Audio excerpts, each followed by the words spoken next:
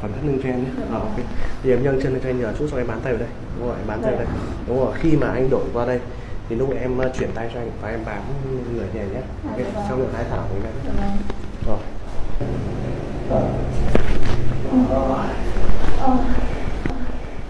Có thấy không?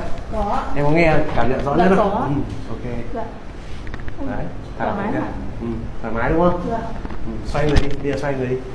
Nhẹ nhàng không? Dạ, có. Đỡ hơn nhiều anh ạ. Ok. Dạ. Rồi, bây giờ để ngắn nốt bên kia. Dạ.